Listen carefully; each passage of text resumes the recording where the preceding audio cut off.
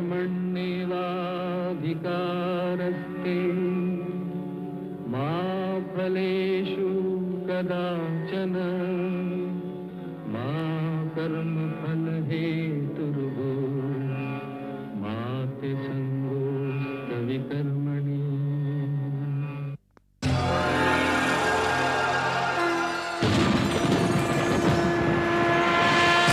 विष्णु पुराण,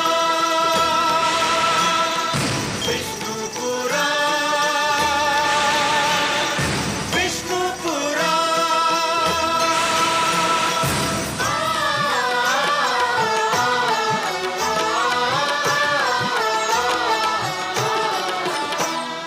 जीव ज्ञान ब्रह्म ज्ञान अथ श्री विष्णु पुराण। जीव ज्ञान ब्रह्म ज्ञान अथ श्री विष्णु पुराण। ओम की कथा महान, ओम की कथा महान। जय श्री विष्णु पुराण, विष्णु पुराण, विष्णु पुराण, विष्णु पुराण।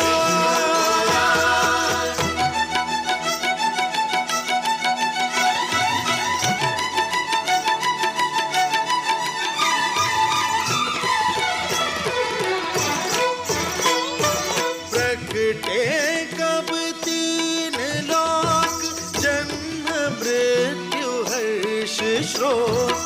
जन्म मृत्यु हर्ष शोक।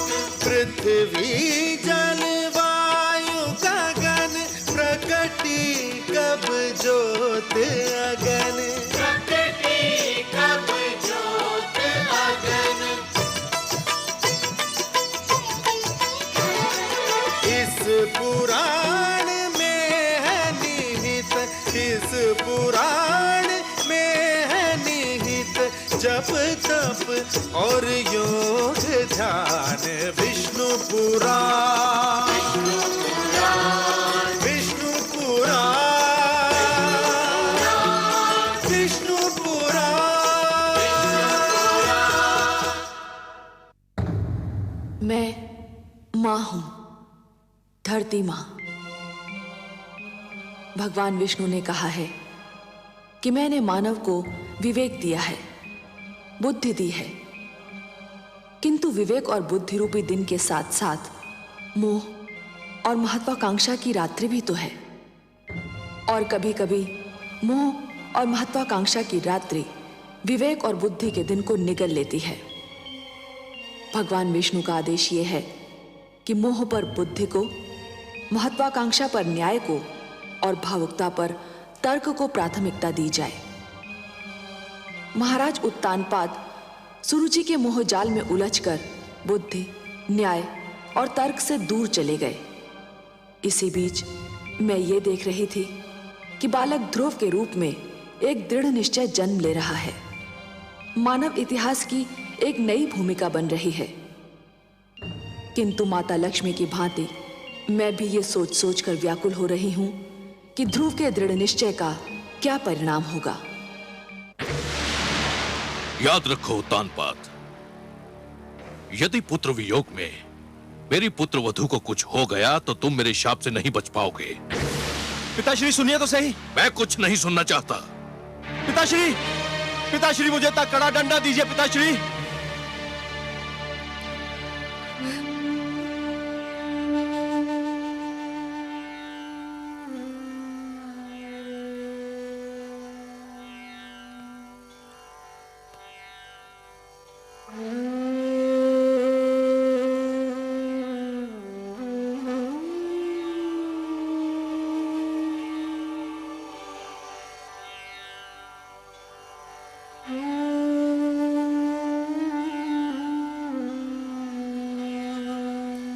आपने सत्य ही कहा पिताश्री।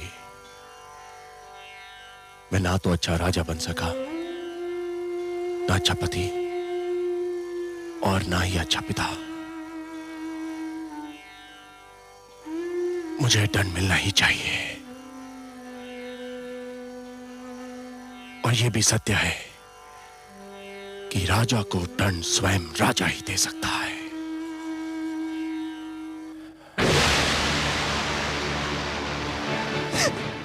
नहीं स्वामी, ये आप क्या कर रहे हैं? छोड़ दो, मुझे मर जाने दो। मेरे अपराध का यही दंड है, यही मेरा प्रायश्चित है। नहीं, पाप अपराध का प्रायश्चित नहीं होता। आत्महत्या पाप है और मैं आपको एक कदापि नहीं करने दूंगी।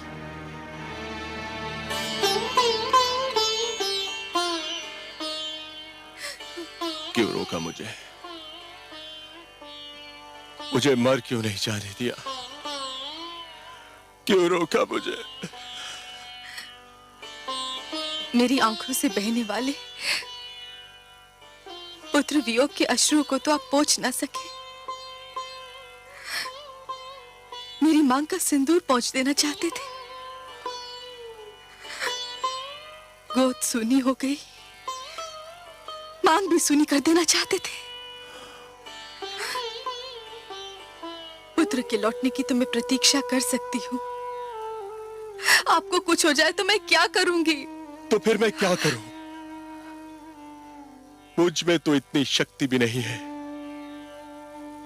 कि तुमसे क्षमा याचना कर सकूं। ऐसा ना कहिए महाराज। जब ऐसा ही है तो ऐसा क्यों ना कहूं? दोष तो मेरा ही था और दंड तुम भोग रही हो। पिताश्री ने आकर मेरी आंखें खोल दी, पर दुख तो इस बात का है कि आंखें तब खुली जब समय बीत चुका था। वर्षा तब हुई जब खेती सूख चुकी थी। अब भी समय है महाराज, पुत्र ध्रुव अभी दूर तक नहीं गया होगा। तो फिर ठीक है, मैं स्वयं जाऊंगा अपने पुत्र की खोज में। मैं स्वयं खोजूंगा अपने पुत्र ध्रुव को।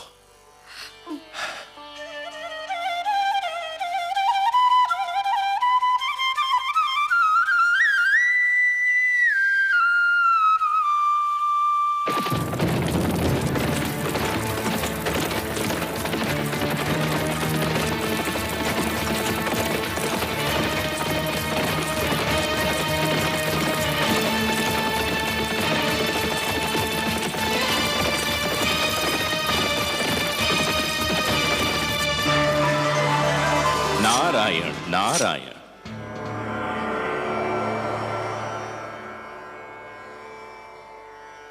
आज बहुत प्रसन्न दिखाई दे रहे हैं देवर्षि। प्रसन्न क्यों ना हूं सर्वेश्वर। धरती पर जब कोई अनुपम घटना घटती है तो मन इस प्रकार से खिल उठता है मानो बसंत बयार बहने से मधुबन। और आज तो मैंने वो दृश्य देखा जिसे देखकर मैं आनंद विभोर हो उठा।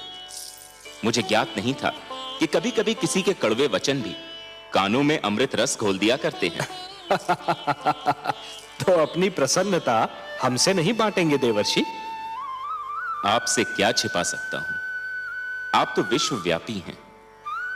परंतु विश्वास कीजिए, आज महाराज मनु ने अपने पुत्र को ऐसी खरी खरी सुनाई कि मेरा मन तो झूम उठा। उत्तानपाद पर सुरुचि की मोह माया का जो रंग चढ़ा हुआ था वो तो ऐसे उतर गया जैसे बरखा की बौछार पड़ने से वृक्ष पे जमी धूल उतर जाती है।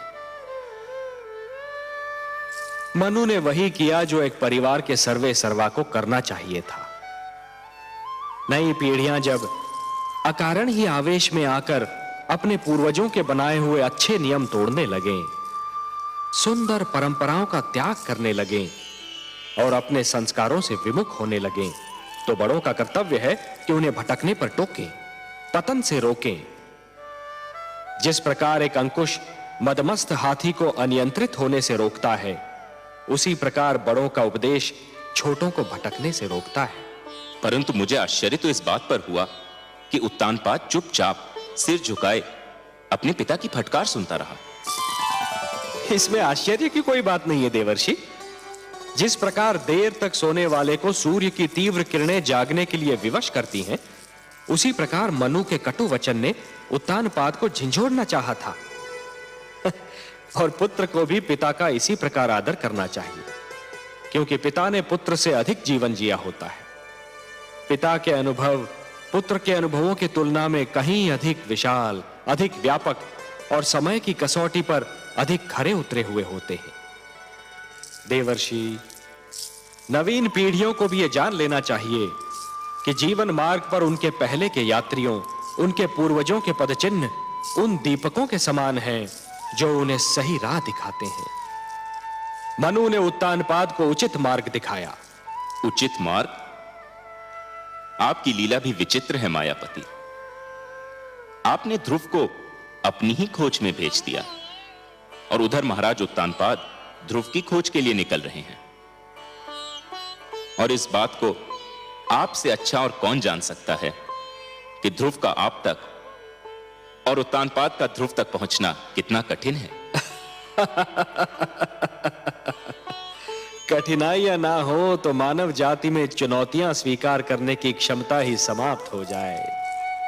हर पग पर सरलता मिली तो मानव जीवन बहुत कठिन हो जाएगा देवर्षि। जूझने दीजिए उन दोनों को अपने संघर्षों से। उन्हें पता तो चले कि जीवन की कठिनाइयों से हर व्यक्ति को स्वयं ही उलझना पड़ता है और स्वयं ही उनके समाधान ढूंढने पड़ते हैं। वह तो ठीक है प्रभु, मुझे महाराज उत्तानपाद की चिंता नहीं है। वो तो ध्रुव की खोज में निकले हैं।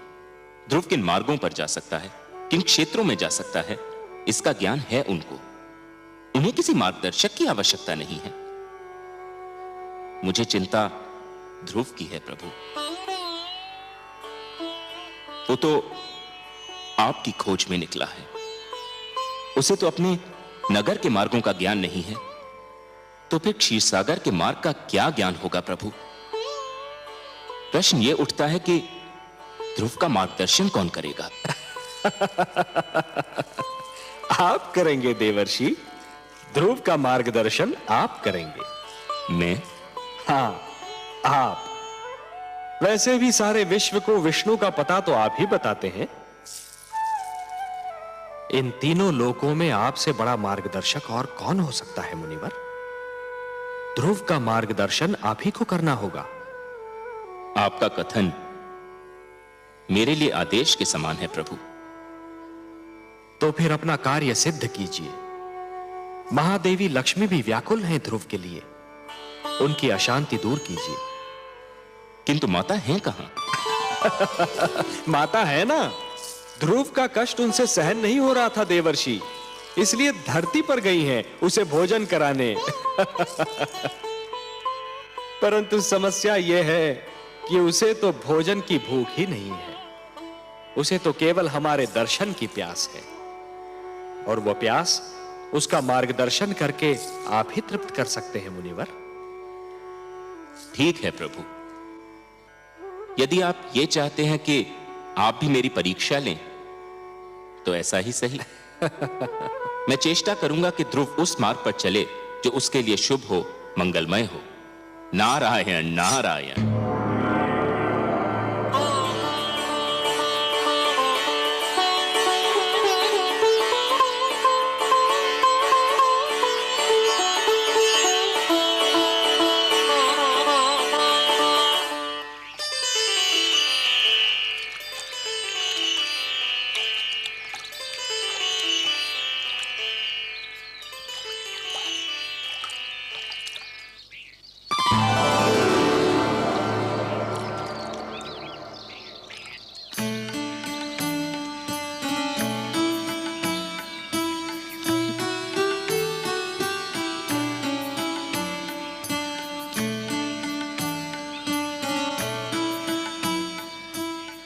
अरे माता आप? हाँ, मैंने सोचा तुम जाग गए होंगे, तुम्हें भूख लगी होगी ना। आपने मेरे प्राणों की रक्षा की, मेरा इतना ध्यान रखा, पर अभी तक आपने अपना पूरा परिचय भी नहीं दिया। कहा ना कि माता हूँ। माता का परिचय क्या? माता तो एक नाते का नाम है, पर जिससे इस नाते का संबंध होता है उसका भी अपना एक नाम होता है। अच्छा, मेरा नाम तो सुनो, मेरा नाम विष्णु प्रिया है। विष्णु प्रिया अर्थात भगवान विष्णु की प्रिया। ये आप भगवान विष्णु की प्रिया है, तब तो आप ये भी जानती होंगी कि भगवान विष्णु कहाँ निवास करते हैं। नाम विष्णु प्रिया होने से कोई भगवान विष्णु की प्रिया थोड़ी ही हो जाती है। और यदि ऐसा होता तो इस समय भगवान विष्णु मेरे साथ होते और तुम्हें उनकी खोज में भटकना नहीं पड़ता। तुम्हारे लिए भोजन लाई हूँ, चलो इसे ग्रहण कर लो।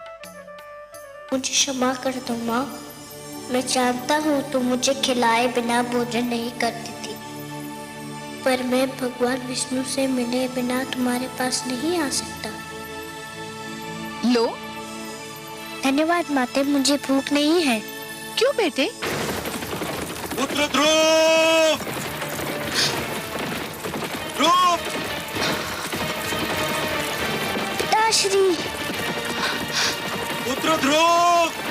पिताश्री आ रहे हैं, मुझे कहीं छुपा दो। क्यों बेटे? पिताश्री आ रहे हैं, मुझे देख लिया तो मुझे घर पकड़ ले जाएंगे। मैं घर जाना नहीं चाहता, मुझे कहीं छुपा दो माते, मुझे कहीं छुपा दो। चलो चलो मेरे साथ। ध्रुव!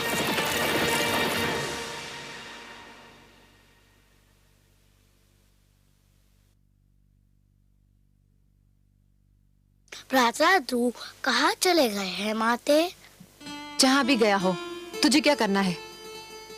मेरे लाल, जिस दिन तेरा जन्म हुआ था उसी दिन मैंने स्वप्न संजो लिया था कि राज मुकुट सिर्फ तेरे ही सर पर रखा जाएगा।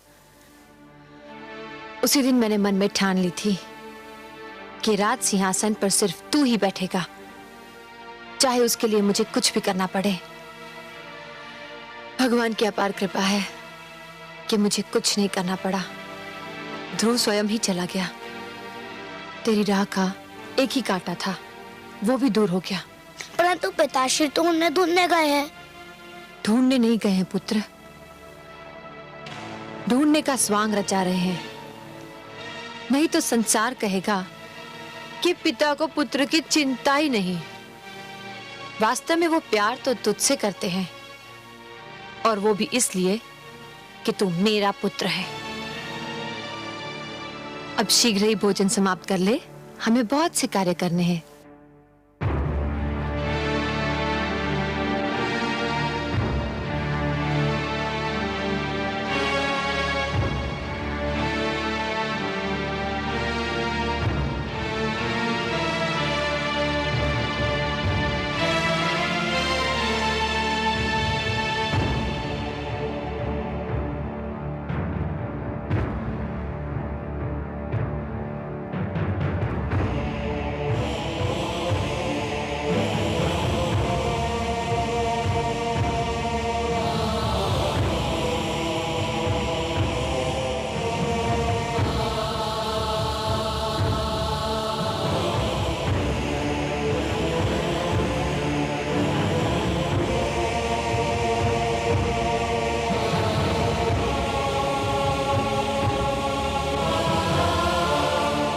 मैं आपसे क्षमा मांगने आया हूं राजगुरु। क्षमा? मुझसे क्षमा? किस बात की क्षमा? मैं क्षमा मांगने आया हूं राजगुरु अपने उस भूल की कि मैंने आपका परामर्श ठुकरा दिया। आपने मुझे रोका था और बिल्कुल ठीक रोका था कि मैं महारानी सुनीति का स्थान सुरुचि को ना दूं, परंतु मैंने आपका तिरस्कार किया। मैं अपनी उसी भूल की क्षमा मांगने आया हूं। राजा मांगता नहीं है महाराज, राजा तो देता है, प्रदान करता है। राजा क्षमा मांगने लगे तो अपराधी को दंड कौन देगा महाराज?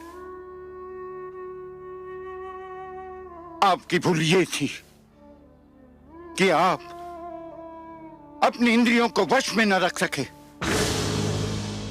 अपनी इच्छाओं पर नियंत्रण न कर सके। जिस प्रकार अश्व का सवार यदि अपने अश्व को नियंत्रण में न रख सके तो अश्व उसे अपनी पीठ से धरती पर गिरा देता है, उसी प्रकार आप अपनी कामुक इच्छाओं पर नियंत्रण न कर सके और इन इच्छाओं ने आपको वहां पहुंचा दिया जहां आप आज स्वयं को पा रहे हैं। कर्म से गिरकर आपने राजा के धर्म को लज्जित कर दिया है महाराज। राजा तो ईश्वर का प्रतिनिधि होता है और उसे किसी से क्षमा मांगना शोभा नहीं देता। मुझसे वास्तव में भारी भूल हुई है। मुझे दंड दीजिए राजगुरु, मुझे दंड दीजिए। भूल अवश्य हुई है महाराज, परंतु मैं दंड देने वाला कौन होता हूं? मुझे तो यह अधिकार ही प्राप्त नहीं। यह भूल आपने मर्यादा के विरुद्ध की है, अपने राज धर्म के विरुद्ध की है, और इस भूल का दंड या क्षमा आपको स्वयं आप प्रदान कर सकते हैं या ईश्वर। मुझे स्वीकार है आपका परामर्श राजगुरु, परंतु आप ही बताइए कि मैं स्वयं को इस भूल का क्या दंड दूं? वो तो आपको मिल ही रहा है महाराज। क्या पुत्र वियोग किसी दंड से कम है? क्या इस राजमहल का सूनापन और सन्नाटा किसी दंड से कम है? क्या ये कुछ कम दंड है कि आप राजभवन में हैं और पुत्र ध्रुव वनों की धूल छान रहा है? राजगुरु, यही दुख तो मुझे चैन नहीं लेने देता। चैन तो आपको उसी समय मिलेगा महाराज, जब आप ये निश्चय कर लेंगे कि आप इस भूल को न स्वयं दोहराएंगे न कभी किसी को दोहराने देंगे। प्रजा तो राजा के पद चिन्हों पर चलती है। आप अपनी प्रजा को विश्वास दिलाइए कि ऐसी भूल अब कभी नहीं होगी। रही क्षमा तो वो तो केवल ईश्वर ही कर सकता है। आप भगवान विष्णु से प्रार्थना कीजिए कि वो आपके पुत्र की इच्छा पूर्ति करते। ये होता है तो आपको अपने आप ही क्षमा मिल जाएगी। वो तो मैं अवश्य करूंगा राजगुरु, किंतु इस समय जाकर महारानी सुनीति से क्या कहूं? यही सोच मुझे खाई जा रही है।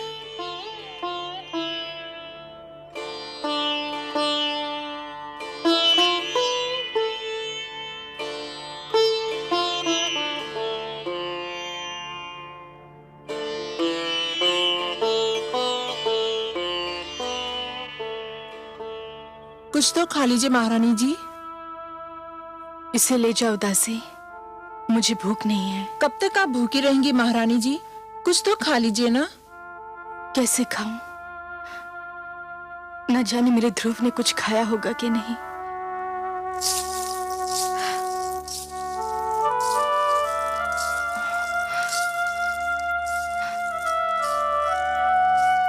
मेरा पुत्र महाराज?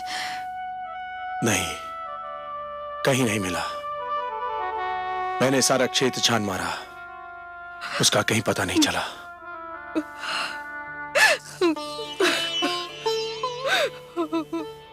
सुनीति, ये सब मेरा ही किया धरा है। दिग्विजय उतानपाद अपने अनंतपुर में पराजित हो गया। सरूची के मोह जाल में आकर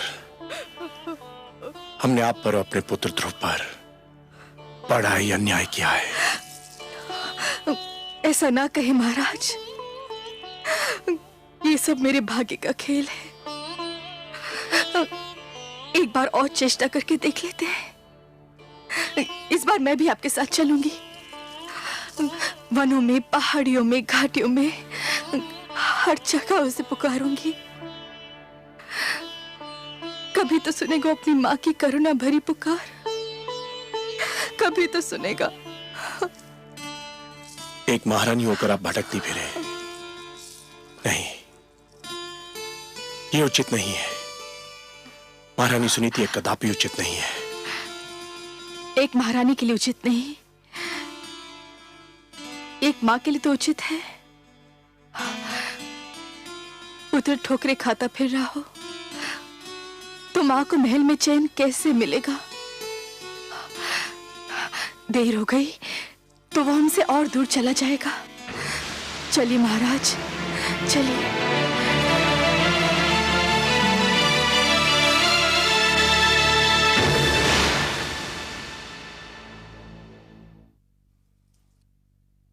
महारानी, महारानी, सब बना बनाया खेल बिगड़ गया। शुभ शुभ बोल बावली, कौन सा खेल बिगड़ गया? महारानी सुनीति ने महाराज का मन एक बार फिर जीत लिया है। क्या? ये तू क्या कह रही है? स्पष्ट बता, क्या हुआ? मैं वहीं से चली आ रही हूँ। पुत्र शोक ने महाराज को व्याकुल कर दिया है। वो मेरे सामने महारानी सुनीति के समक्ष अपना पश्चाताप प्रकट कर रहे थे। क्या? हाँ महारानी, और अब दोनों मिलकर राजकुमार ध्रुव की खोज में जा रहे हैं। कुछ कीजिए, वरना आपके सारे सपने चकनाचूर हो जाएंगे। नहीं, यह असंभव है। ऐसा नहीं हो सकता। मैं देखती हूँ कि महाराज कैसे जाते हैं।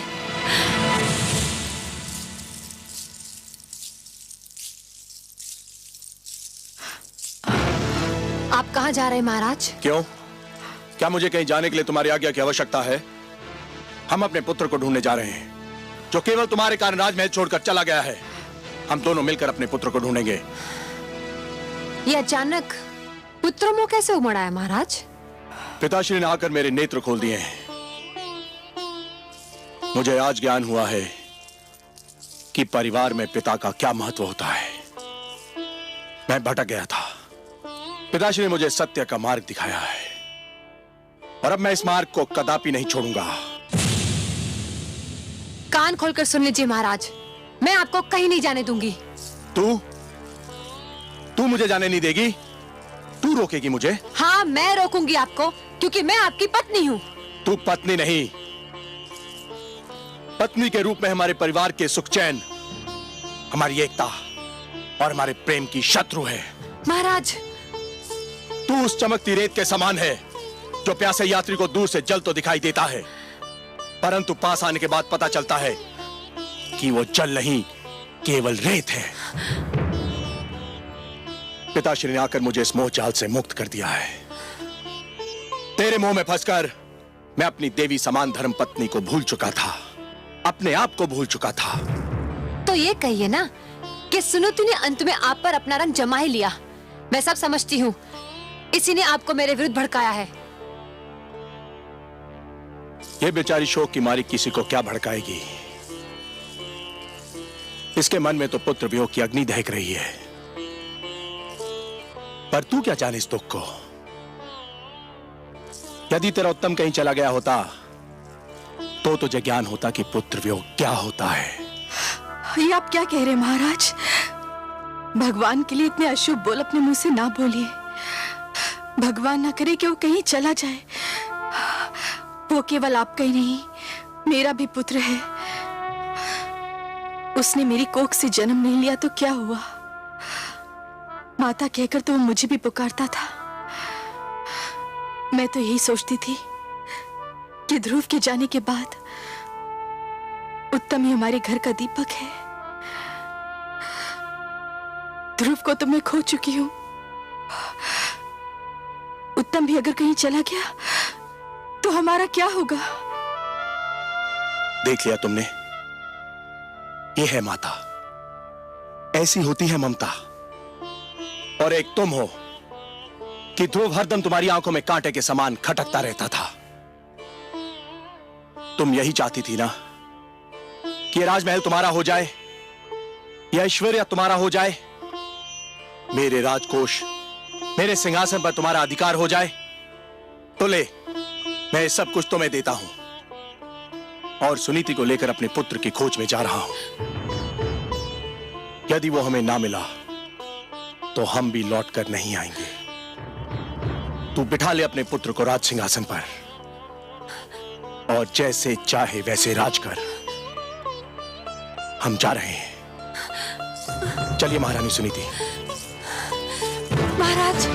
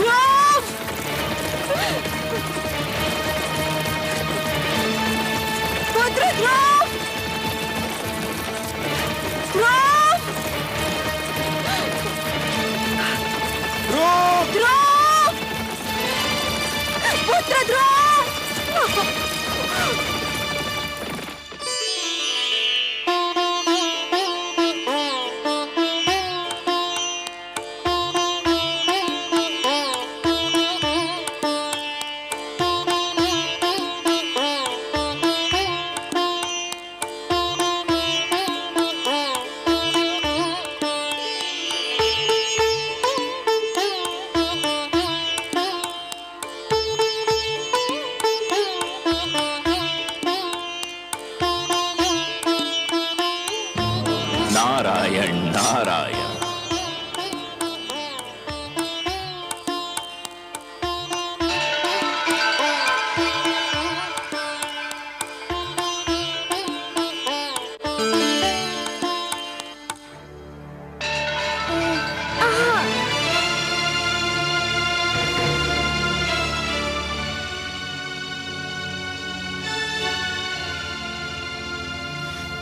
बालक, आप कौन है महात्मन? तुम प्यासे हो और मैं तुम्हारे लिए जल लाया हूं। क्या इतना जान लेना पर्याप्त नहीं है? मैं जल पीना नहीं चाहता। मैं भगवान विष्णु से मिलने जा रहा हूँ। बहुत लंबी यात्रा करनी है मुझे। जल नहीं पियोगे तो लंबी यात्रा कैसे करोगे? धर्म की साधना के लिए शरीर की रक्षा करना बहुत आवश्यक होता है बालक। लो, थोड़ा सा जल पी लो।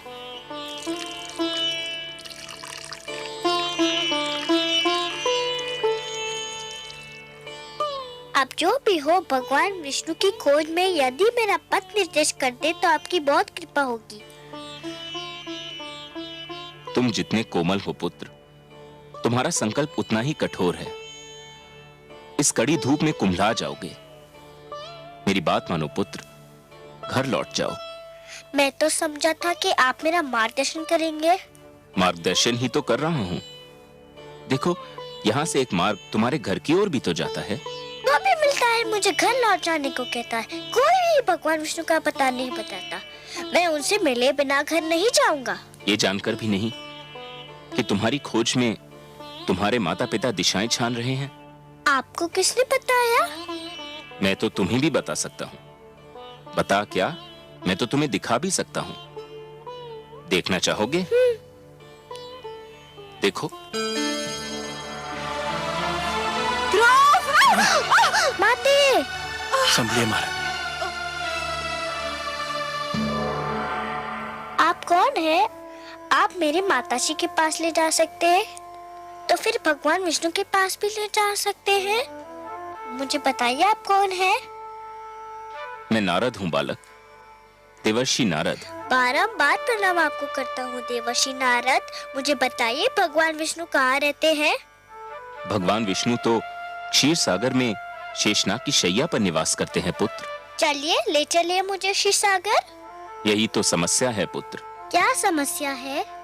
कोई प्राणी जीते जी क्षीर सागर में नहीं जा सकता। क्षीर सागर में मनुष्य की आत्मा जा सकती है, उसका शरीर नहीं। जब तक कोई प्राणी इस जीवन के बंधन में बंधा है, तब तक वो क्षीर सागर नहीं जा सकता। मृत्यु के पश्चात ही वहां जाया जा सकता है बालक। पर मैं तो जीते जी उनसे मिलना चाहता हूँ। मैं मृत्यु से नहीं डरता, किंतु मैं उनसे मिले बिना मरना नहीं चाहता। तुमने तो मुझे चक्कर में डाल दिया पुत्र। एक बात कहूँ देवर्षि? अवश्य कहो पुत्र। मनुष्य तो मृत्यु के पश्चात ही उनसे मिल सकता है, पर वे स्वयं तो किसी भी जीवित प्राणी से मिल सकते हैं ना? मेरी बुद्धि की परीक्षा मत लो। तुम क्या कहना चाहते हो बालक? यही कि यदि मैं उनके पास नहीं जा सकता, पर वो तो मेरे पास आ सकते हैं ना? हाँ, ये तो संभव है, किंतु इसके लिए बड़ी कड़ी तपस्या करनी होगी। करूंगा, करूंगा, कड़ी से कड़ी तपस्या करूंगा। सोच लो बालक, बड़ी कठिन राह है ये। कष्ट ही कष्ट है इस राह में। भगवान विष्णु के दर्शन के लिए मैं हर कष्ट हंस के सह लूंगा। पहले तुमने मुझे प्रणाम किया, अब मैं तुम्हें, तुम्हारे साहस, तुम्हारे दृढ़ निश्चय को प्रणाम करता हूं। इतना छोटा बालक और इतना बड़ा संकल्प, इतना साहस। अच्छा तो सुनो, तुम्हें उस वन में जाना होगा, दूर अंदर तक। वहां जाके तुम्हें एक मंत्र का जाप करना होगा, निरंतर, तार तोड़े बिना। जाप एक पल के लिए भी नहीं टूटना चाहिए। मुझे मंत्र दीजिए। कहो, ओम नमो भगवते वासुदेवाय। ओम नमो भगवते वासुदेवाय।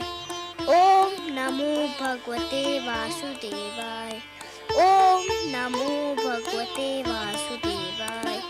ओम नमो भगवते वासुदेवाय।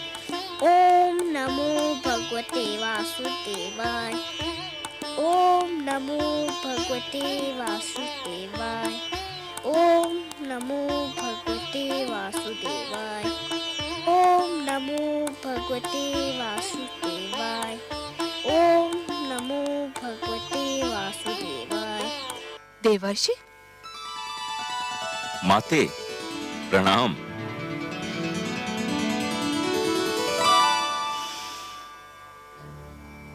माते, क्या मुझसे कोई भूल हो गई है? आप मुझे कुछ रूठी रूठी सी दिखाई दे रही हैं। हाँ, मैं आपसे बहुत क्रोधित हूँ।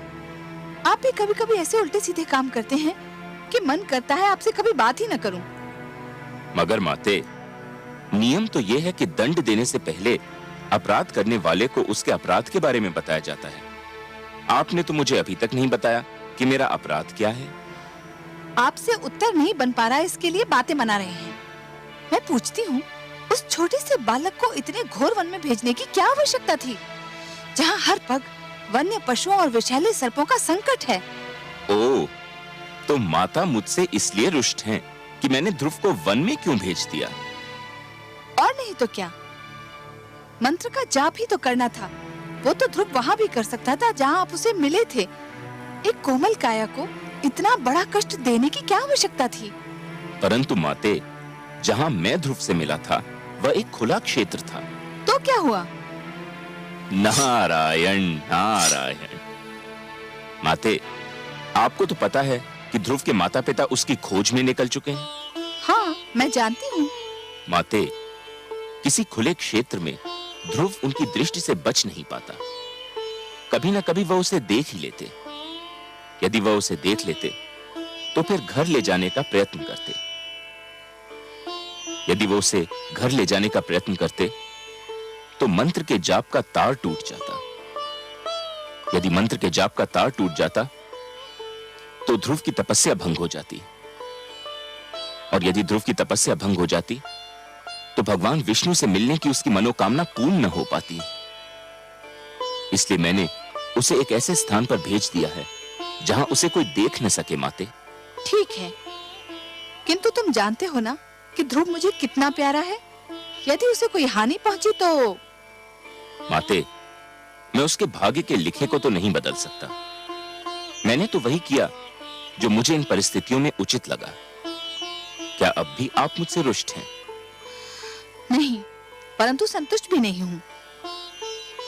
एक बात कहूं माते? कहो। आप जब भी क्रोधित होकर मुझे डांटती हैं तो मुझे बहुत आनंद मिलता है। मुझे यूं लगता है मानो किसी सुंदर मधुवन से मुझ पर फूलों की वर्षा हो रही हो। नारायण नारायण।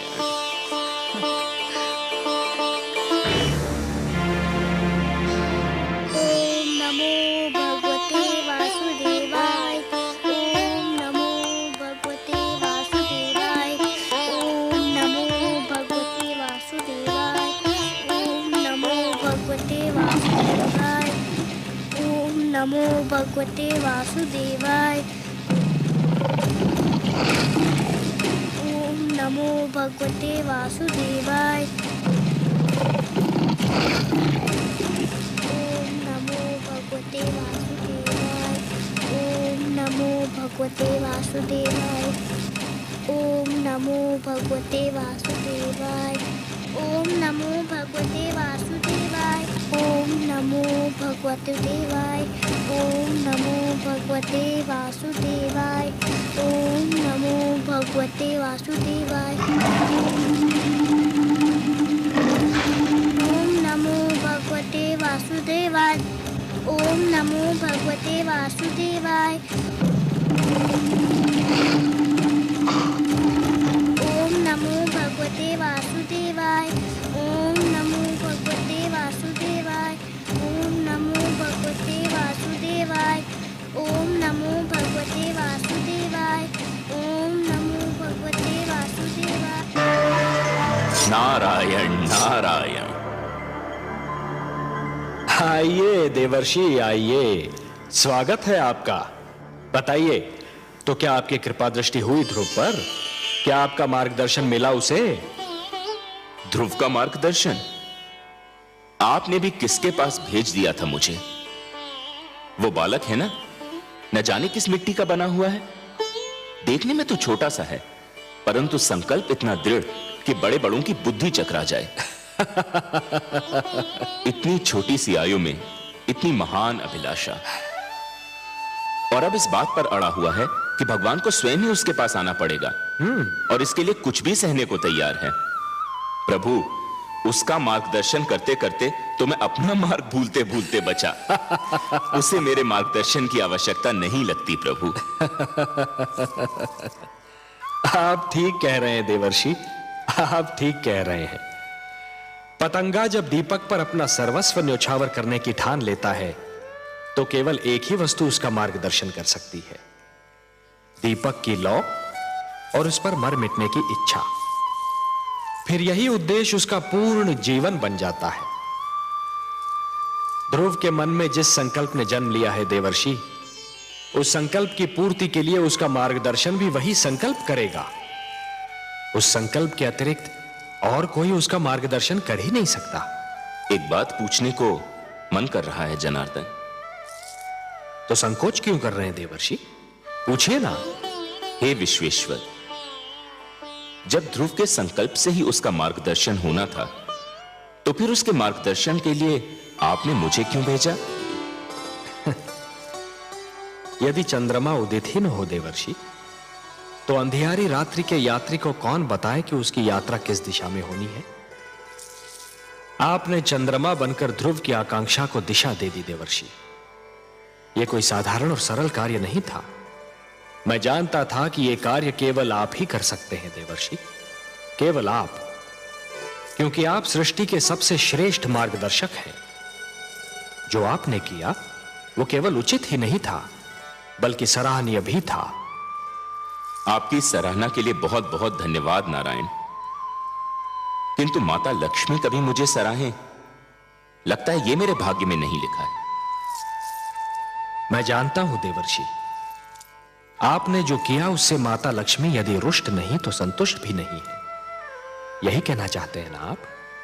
आपसे क्या छिपा है अंतर्यामी। हां, माता मुझसे अप्रसन्न है। वो विवश हैं देवर्षि, अपनी ममता के कारण विवश हैं वो। उनसे तो किसी की पीड़ा नहीं देखी जाती, और फिर यह पीड़ा तो उसकी है जिसे उन्होंने स्वयं अपना पुत्र मान लिया है। इसलिए आप पर थोड़ा सा क्रोधित हो गई थी, और फिर क्रोध का प्रदर्शन भी तो अपनों से ही किया जाता है ना देवर्षि। आपको अपना समझती हैं, आप पर कृपालु हैं, इसलिए कभी कभी आप पर अपने क्रोध के पुष्प भी बरसाती रहती हैं। आपको भी तो आनंद मिलता है इससे। आपने मेरे मन की बात कह दी प्रभु। सच पूछिए तो माता के मुख से यदि कटुवचन भी निकले तो उनसे मधु की बूंदें टपकती दीख पड़ती हैं। किंतु माता अभी देवलोक लौटी नहीं क्या? ममता चिंता का दूसरा नाम है। आपने तो ध्रुव को भेज दिया वन में, अब माता का मन तड़प उठा कि कहीं वन के पशु उसे कोई हानि न पहुंचा दे। इस समय वो ध्रुव की रक्षा का प्रबंध करने शिव भार्या पार्वती से मिलने कैलाश पर्वत गई है। इस पुराण में है निहित, इस पुराण में है निहित जप तप और योग ध्यान। विष्णु पुराण, विष्णु पुराण, विष्णु पुराण।